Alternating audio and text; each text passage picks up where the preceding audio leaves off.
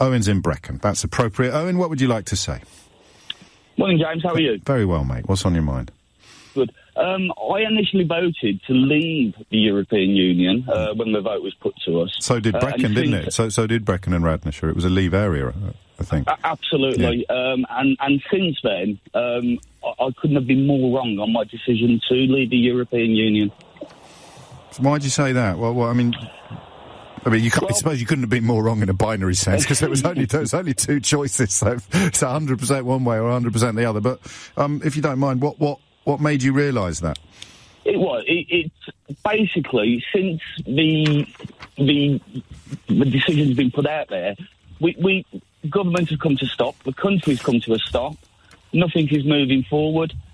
It was sold to us in a complete and utter lie, and really, the people who sold it to us completely betrayed us, and when it comes down to it, now they're just cobbling anything they can together to push it through for their own purposes. And I don't even know what their own purposes are. I appreciate some people speculate about huge amounts of money to be made in the markets and in currency fluctuations, and then disaster capitalism, if things do go very badly, allows people who've already got a bunch of money to buy up assets in these islands at knockdown prices. But that all sounds a bit Bond villain to me. I think it's what you're saying more, Owen, is that there's too much pride involved now. They have to crack on with it. They have to deliver it, because the alternative would be to admit what you've just admitted, and you've made that admission quite fluently and easily. They'd have to turn around and say, "I'm terribly sorry. We made an awful mistake, largely because we didn't really understand anything."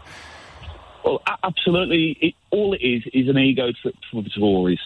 But they've got it completely wrong, but they're too ashamed to put their hands up and say, "We got it wrong. We advised you illly. We got it completely wrong.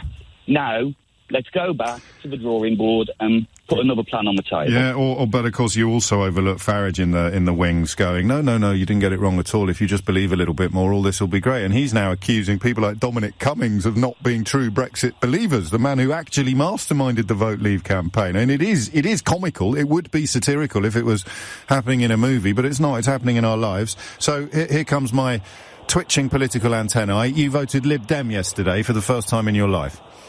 I did indeed. How many people do you think there are in your boots, as it were? I think there's a lot of people who have looked at it and, years down the line and seen it for what it is. If you are going to stop Brexit, because let's face it, it is bad for the country. We don't know where we're going with it. If you want to stop Brexit, you have got to vote Lib Dem. And that's a really bad message for Labour, isn't it, mate? Could you have voted Labour, do you think, or is that against your political religion? I would vote Labour, but not with the current leadership. Absolutely not. Well, there it is, right there. So I don't know who would have come out on top, because I think Lib Dems have a better history in that seat than Labour do. In recent years, up until 79, it was Labour all the way. But if the Lib Dems and Labour, with a different leader, had agreed to fight it as one party, along with Plaid Cymru and the Greens, a Remain alliance is the obvious phrase, you'd have had no hesitation in voting for them, unless Jeremy Corbyn was still in charge of the Labour Party. Absolutely. Jeremy Corbyn won't even nail his colours to the post. He won't say he's sat on the fence for long enough. He would have absolutely romped it home if he would have said, "We're going to stop Brexit. End of." Well, I don't know that he would have romped it home. He would have romped home with your vote. And that is, of course, all that I am qualified to talk about, ultimately, is my vote, and all you're qualified to talk about is your vote. Although, for the record, I suspect that you're describing a much broader swing there. Thank you, Owen, mate. Very honest of you. It's not that hard. We all make, mistakes. The problem is it's very hard for me to say this without sounding as if I'm patronising the fella, and I'm categorically and clearly not. Glenn is in